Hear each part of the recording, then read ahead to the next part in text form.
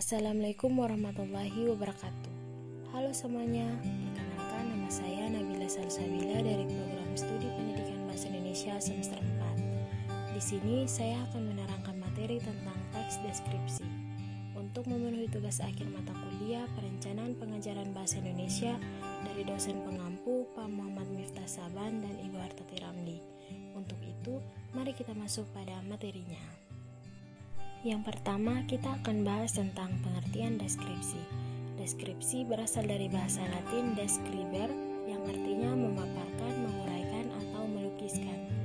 Menurut Kamus Besar Bahasa Indonesia, KBBI, deskripsi adalah pemaparan atau penggambaran dengan kata-kata secara jelas dan terperinci. Selanjutnya, jenis-jenis teks deskripsi. Di sini ada 3 jenis teks deskripsi. Yang pertama, teks deskripsi spasial. Teks deskripsi spasial adalah teks yang melukiskan tentang ruang atau tempat berlangsungnya suatu peristiwa. Yang kedua, teks deskriptif objektif.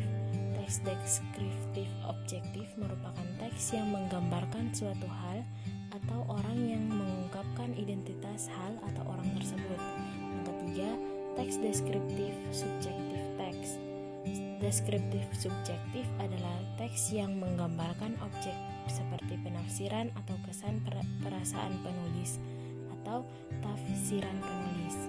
Selanjutnya adalah ciri-ciri teks deskripsi. Ada 5 ciri-ciri teks deskripsi. Yang pertama, menggambarkan atau menjelaskan sesuatu. Yang kedua, penjelasan secara mendetail dan melibatkan panca indera. Yang ketiga, berusaha membuat pembaca dan pendengar merasakan adegan atau peristiwa di dalam teks. Yang keempat, melibatkan panca indera untuk membuat pembaca paham. Dan yang kelima, yaitu kalimatnya terfokus pada satu hal atau suatu hal sesuai penjelasan. Selanjutnya, ada struktur teks deskripsi. Mengutip dari buku teks deskripsi, struktur teks deskripsi dibagi menjadi 4, yaitu judul, identifikasi, deskripsi, dan kesimpulan. Yang pertama, judul. Judul adalah hal yang menggambarkan isi teks. Yang kedua, identifikasi. Identifikasi adalah tahap awal yang berisi gambaran umum terhadap objek yang ingin disampaikan oleh penulis. Misalnya, mencari objek berdasarkan lokasi, sejarah, makna nama, dan pernyataan umum. Yang ketiga, deskripsi. Bagian ketiga ini berisi rincian tulisan berdasarkan tanggapan subjektif dari penulis.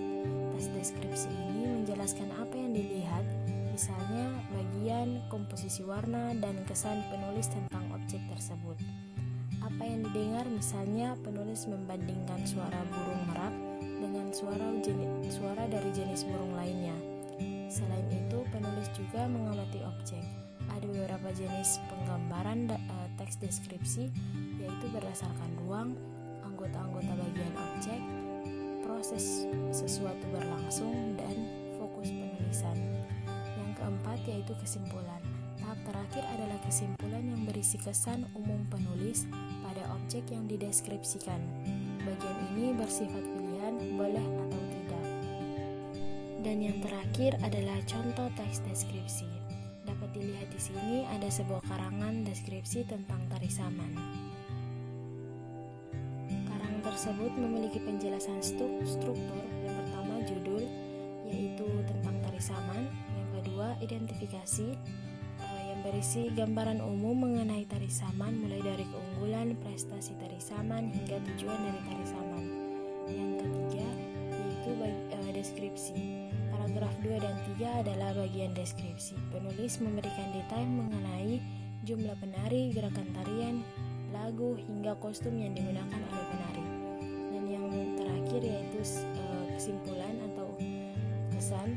Pada bagian penutup ditulis kesan umum dari penulis mengenai tari saman yang mengandung banyak nilai moral dan budaya.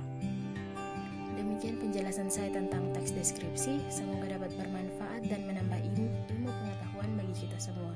Kurang dan lebihnya saya mohon maaf. Akhir kata, billahi taufik wal hidayah. Wassalamualaikum warahmatullahi wabarakatuh.